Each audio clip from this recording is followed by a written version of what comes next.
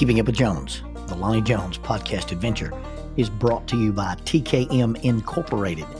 This company, located in Moss, Tennessee, specializes in erosion control, hydroseeding, hydromulch, silt fence. They do minor excavation work, and they also provide traffic control and construction signs. Their mission is keeping people safe. Their passion is wishing that all men could be saved. TKM stands for The King's Men. If you'd like to contact The King's Men, you can contact them at 931-243-3958, 931-243-3958, or you may email them at tkminc2001@twlakes.net. That is tkminc2001@twlakes.net. The King's Men, in partnership with Keeping Up with Jones, the Lonnie Jones podcast adventure.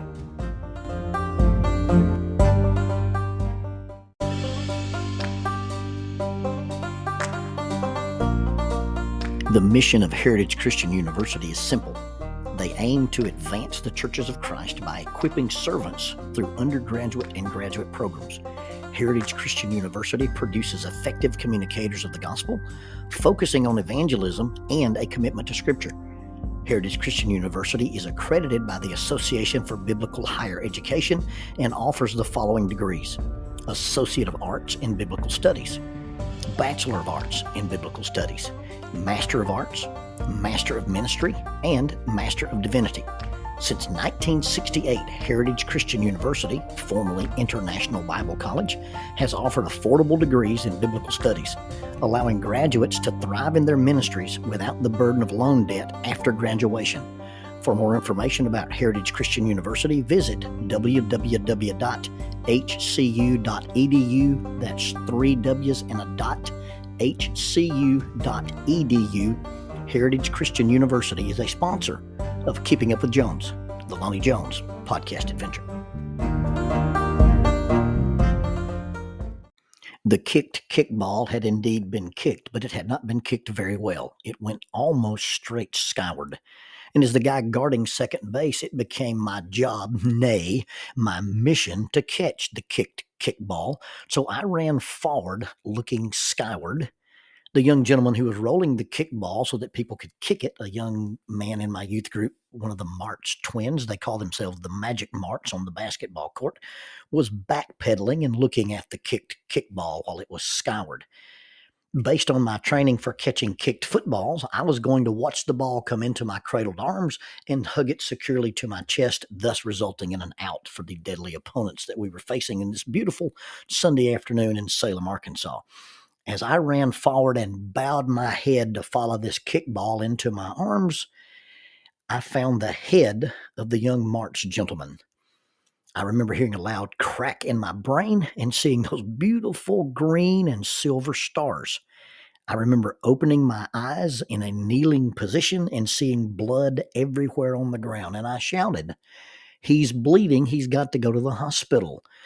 Someone grabbed me by the arm and started dragging me from the field, and I said, "You don't understand. He's bleeding. He's got to go to the hospital." They said, "You don't understand. You're bleeding, and you're going to the hospital." So we loaded up the children from the Salem Church of Christ youth group onto the church van and drove to the hospital, where Dr. Bozeman sewed me up. Now, as we walked off the kickball field in the wind of the early spring day, there was enough blood scattered around that kids had blood on them. And when we got to the emergency room, somebody said, "How many people were in this car wreck?"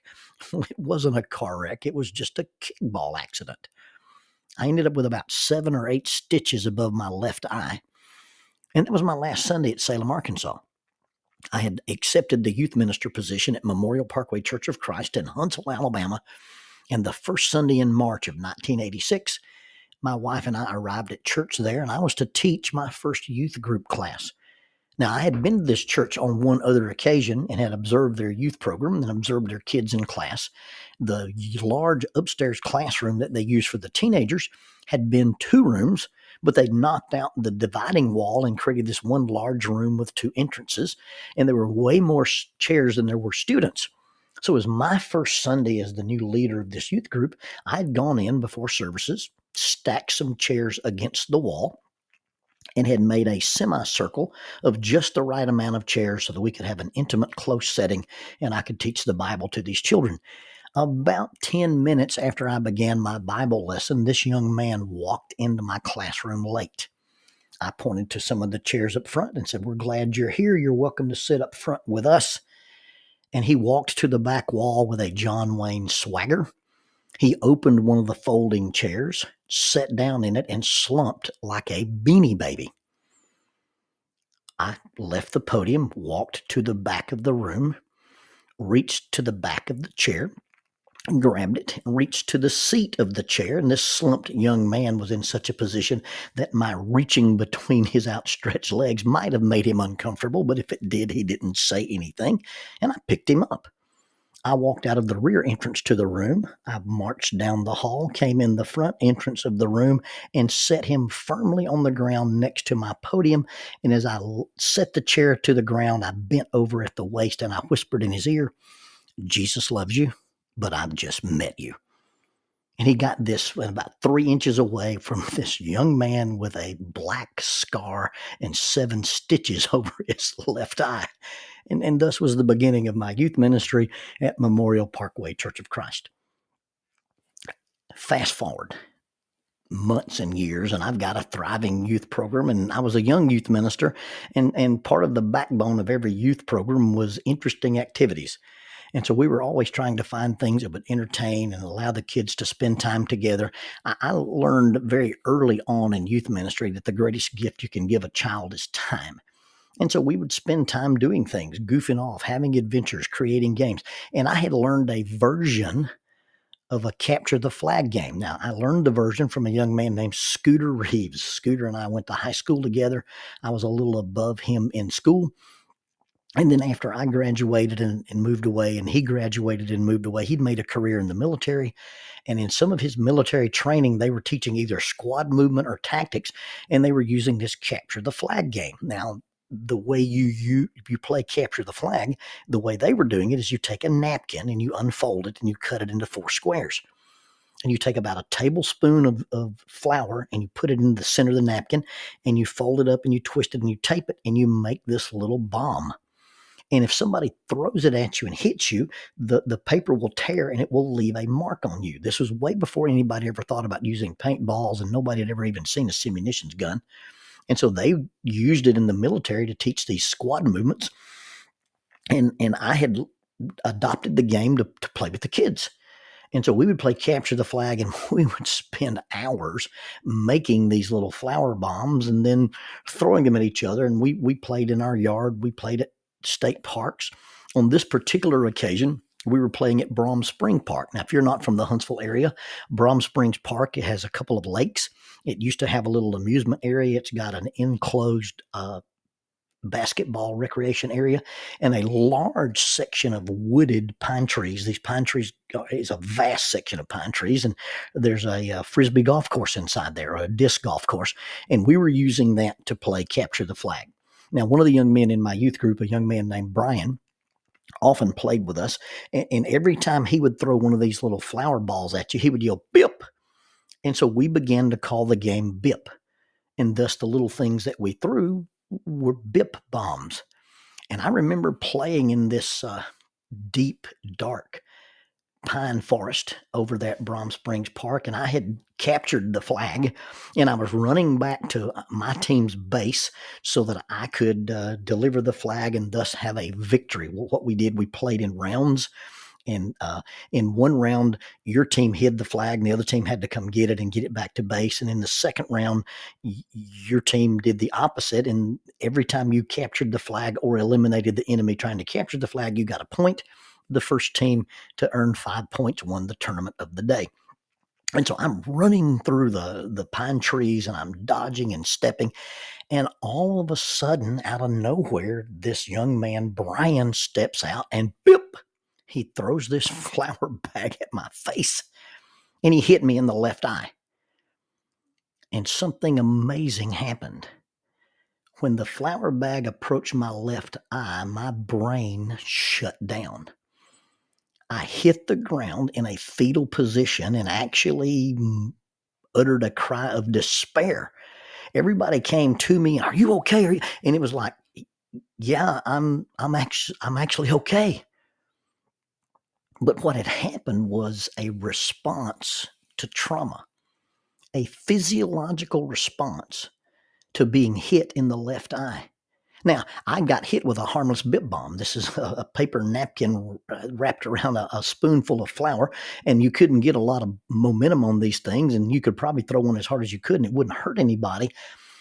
But a part of my brain, the if you'll pardon the phrase, the lizard part of my brain remembered on a fundamental level that something had approached my eye, and I don't consciously remember seeing the young March gentleman's head in my vision.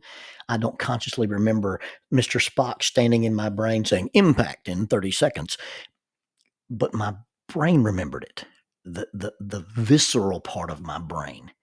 And as soon as that reminder showed up, my body acted as if I had been injured. It acted as if I had been wounded all over again. And that's the way your brain works on trauma. See, this trauma reaction is very sophisticated, and at the same time, it's primitive. Now, how can it be sophisticated and primitive? Well, you just think about shooting a firearm. When you boil it down to its simplest construct, shooting a bullet at somebody is basically we're still throwing rocks at each other. It's a very primitive process. I'm throwing a rock at you, and when it hits you, it's going to do blunt force trauma or it's going to do intrusive trauma, one way or the other. But I'm throwing this rock at you faster than the speed of sound, and I'm using trigonometry to put it on mark, and especially if I'm using any kind of an optic or a telescopic sight, it's extremely primitive, but it's extremely sophisticated. That's the same way your brain works. You've got this primitive section of your brain, and when it is allowed to function, it's pretty sophisticated because it happens at the unconscious rapid cognition level. One author has even called it the amygdala hijack. You have these two little structures in the back of your brain that are almond shaped called the amygdala. And when your consciousness is signaled with a threat, the amygdala takes over and does its response. Now, if you want a simple thing, if you believe in the triune brain, you've got the human part of your brain, the prefrontal cortex, and you've got the neocortex, which is the mammalian part of your brain. And at the base of your brain, you've got this lizard or this reptilian brain. So picture you've got 3 seats on an airplane. And piloting the airplane is a human, and sitting behind the human is a raccoon, and sitting behind the raccoon is a lizard. And you hit an air pocket, and just for a moment, the air pocket bumps the human out of the seat. Before the human can get back in the seat, the lizard runs forward and grabs the control stick, and the lizard is now piloting your plane. You don't want lizards flying your plane. They only think in binary terms. And so now you've been hijacked by your amygdala. Now, when it works great. It protects you from lots of things. You and I could be sitting in a room and an explosion go off, and you'd have a response. You'd have a flex response, and your hand would come up before you registered, hey, something blew up. You'd hear the noise, and that part of your brain would bring your hands up to protect you faster than you could think about doing it. And that's the way it's designed to work. But when it gets sophisticatedly confused, what the brain will do is it will take anything that is similar and treat it as the same. The brain registers all the things on a non-conscious level, and that's not a subconscious level, but a non-conscious level. It looks at the environment in the same shapes, the same sounds, the same sights, the same feelings, the same temperature, the same music in the background. All of those things have been recorded by the brain when you got hurt, and the brain says, fool me once, shame on you. Fool me twice, shame on me. No. The brain says, ain't nobody got time to be fooled ever again. And so what it does is it monitors the environment for these triggers, these reminders of trauma, and it protects us from them. And that's why we become avoidant. That's why we become respondent to these reminders. Sometimes we even replay them in our heads, and sometimes we have reactions to them that are appropriate, and sometimes we have reactions to them that are inappropriate. The brain takes that which is similar and absolutely treats it as the same. And I believe that that is probably the basis for how addiction works. And there's been a lot written and a lot studied, and a lot of people talk about the dopamine receptors in the brain chemistry. And that is very, very strong. When your brain gets a shot of dopamine, your brain wants more dopamine. And the thing in your brain that controls dopamine says, hey, remember this? We liked it. And so you get to this thing where dopamine is this thing that basically your brain kind of craves. But the dopamine reaction cycle, the idea of, hey, this produces dopamine, it is controlled or initiated by the similar same phenomenon. When something happens to me, my brain says, hey, this is similar to that, so I'm going to treat it as the same. If you get stung by a hornet, you'll dodge a housefly. If you got bit by a Doberman, you'll be nervous around a Jack Russell. If you're scared of snakes, you'll take the garden hoe to the water hose if you're not careful. But the thing is, the power of these responses and these reactions is not necessarily the chemical bond, but the thought, feeling, action bond that gets associated with the dopamine. So what happens is that something's going on, and I decided that because of the stress or the trauma or the fear or feeling trapped, that I would do something, whether it was shop, whether it was look at the internet, or whether it was to smoke something, drink something, or pop a pill. Well, whether those two things are actually related or not, my brain says, hey, when you have this feeling, you did this action and it helped you survive a bad situation. Well, now the brain has logged that into this is survival. And that's why the brain chemistry is not the only thing that you have to consider, because the brain chemistry always talks about the pleasure, always talks about the pleasure receptors. This goes beyond pleasure and becomes survival. This is what I'm going to do when that thing approaches me. I'm going to close my eye and fold up and dodge the thing. And it will even recreate the feelings of it. And so when someone starts talking about dealing with a substance use issue, when somebody starts talking about dealing with a compulsive behavior, oftentimes we only look at the behavior.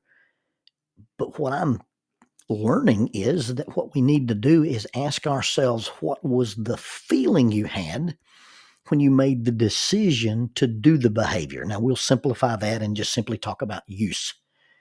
What is the feeling you had when you decided to use? And we've discovered that the decision to use is almost as powerful as using itself.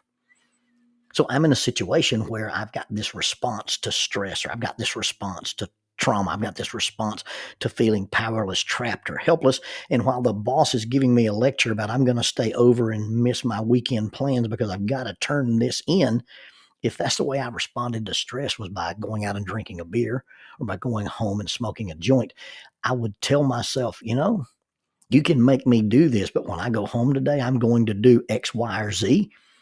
And once I have the power to make that decision, I'm able to stay at work and finish my job and do my thing with this oppressive boss, because that's the same way I reacted to my oppressive coach or my oppressive teacher or my oppressive stepdad. And the brain has connected this thought with this feeling. And the feeling that I had then, my brain says, well, it's a similar feeling. Let's treat it the same way we did. And then our actions get bonded. And so oftentimes you've got to ask yourself, hey, when you decide to do your compulsive habit, and if it's a compulsive habit that you want to break or something that is causing distress or dysfunction or destruction, instead of just looking at yourself and saying, I can't do this anymore, you've got to understand the phenomenon that produced it. What was I feeling when I decided to do this, and what does that feeling remind me of? What's the earliest time I can remember having that feeling? When is the first time I remember it? And all of a sudden, that feeling is the first step in that reptilian cycle. Our brains pursue pleasure, and when something makes us feel good, we want more of it. And our brains avoid pain if we feel trapped, powerless, helpless, worthless, empty, not tall enough, not smart enough, not pretty enough, not enough. we may associate those behaviors that have changed our thinking about ourselves. And oftentimes, when we do something compulsive, whether it's use a substance or look at the internet or shop or gamble or cook or work out, what we're doing is we're replacing a normal activity with a mood elevator. Now, this is where the water may get a little bit muddy. I don't think it's appropriate for young teenage boys to look at pornography. In fact, I think it's a poison for their brain, and it has bad negative effects in their future abilities to be intimate with real people. But just for the sake of explanation, a 16-year-old boy who wants to look at naked females on the internet is probably pretty normal. In fact, the average adolescent male between the ages of 13 and 23 probably has a thought about sex every 7 seconds. And that's the average male. That's not the creepy seventh grade kid in your youth group who wants to hug everybody and buys the free hug shirt at Gatlinburg. It's a normal thing. And so you've got this teenage boy and he has access to this phone. And every time he flips through a different picture, he gets a shot of dopamine.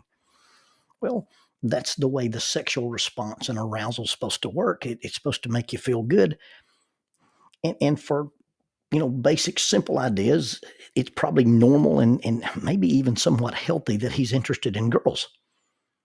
But if he ever takes that habit, if he ever takes that hobby, if he ever takes that idea that I'm going to get on the internet and I'm going to look at these images because I'm bored, stressed, hungry, angry, lonely, or tired, then now pornography has not been about sex. It's a mood elevator. It's a mood changer. The same thing is eating. I'm food dependent. I have to have food to live. But if I eat when I'm hungry only, then that's pretty healthy. But I eat when I'm bored. I eat when I'm stressed. I eat when I'm traveling, because that's what you do when you get in a car is you buy Monster Energy drinks and you eat snacks. And anything that you do that is connected with dopamine, that is a response to bored, stress, hungry, angry, lonely, tired, or other reminders or other triggers, we would say, then you're in the early stages of addiction.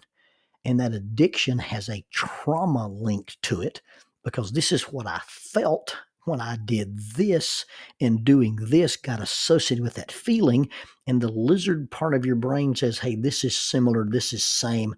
Let's react in this protective, let's react in this survival mode. And that's why addictive behavior is so hard to curtail and so hard to change, because it gets associated with survival. So when you start thinking about the boredom, stress, hungry, angry, lonely, tired response, why am I doing this? Well, I'm doing this because I've had this feeling, and this feeling is what leads to these thoughts, and these thoughts lead to these behaviors, and it happens on such a fundamental, primitive level, but it has a great level of sophistication to it when it gets off the rails, and it gets basically like a Pavlovian response, that it gets bonded to one another. And that's why the addiction cycle created because of trauma is so very hard to break. And most people don't have the insight to see that, oh, this plus this really doesn't equal this, but my brain has associated those things simply because of that primitive part of my brain that is sophisticated, says this is how we protect ourselves from these feelings. And so when you get a reminder, I don't like to call it a trigger, because trigger seems like that you have absolutely zero control over it. I think it needs to be a reminder. So when you have this feeling, and that feeling creates the thought that leads to the decision, hey, I'm going to do my activity, I'm going to do whatever it is that seems to be a compulsive habit. There's a couple of tricks. First of all, you've got to discern between similar, same. This is similar, but it is not the same. That was then. This is now. It happened to me, and I remember the feeling, but now it's important to say, I know it happened, but it is not happening now. And once we can bridge that gap between the thought, feeling, and reaction, we understand how the brain works on trauma, and we understand how trauma undergirds and how trauma kind of supports what we do that we call addictive behavior, because it's linked with a survival mechanism. This feels similar, but you have to remind yourself, I know that it is not the same. And knowing the difference between what you feel and what you know may be the key and may be the cure to addiction.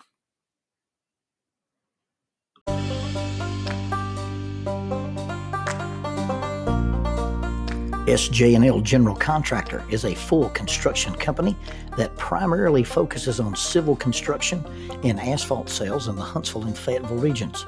Services they provide include but are not limited to road construction, asphalt material, underground utilities, site work, and demolition. They employ heavy equipment operators, concrete finishers, pipe layers, and CDL dump truck drivers. If you would like for this company to work for you on your project, or if you'd like to work for them as an employee of this family-owned business, you can contact them at 931-433-4660. That is 931-433-4660, or 3Ws&a.sjnl.com. That's www.sjnl.com. SJ&L General Contractor is a sponsor of Keeping Up with Jones, the Lonnie Jones podcast adventure.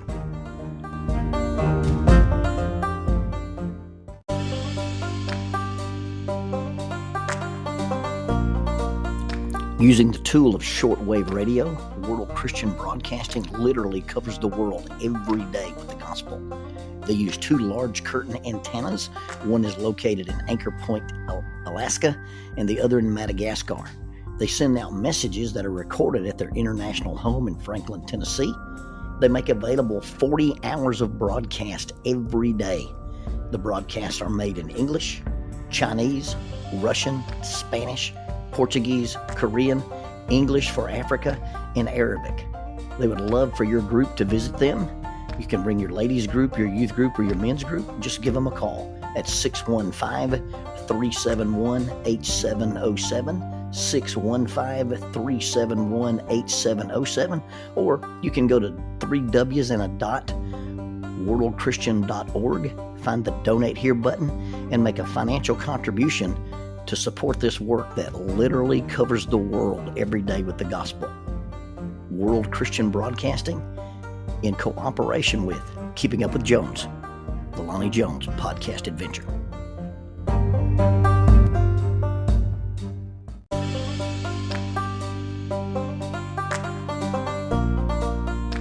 Keeping Up with Jones, the Lonnie Jones podcast adventure. I am your host, Lonnie Jones. My wife Jackie and I moved to the city of Huntsville in 1986 for me to be a youth and family minister. I have been a minister since 1980.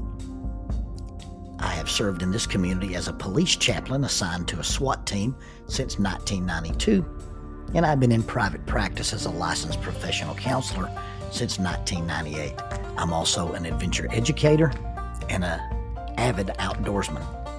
I dabble in rock climbing, and I goof around with Brazilian Jiu-Jitsu.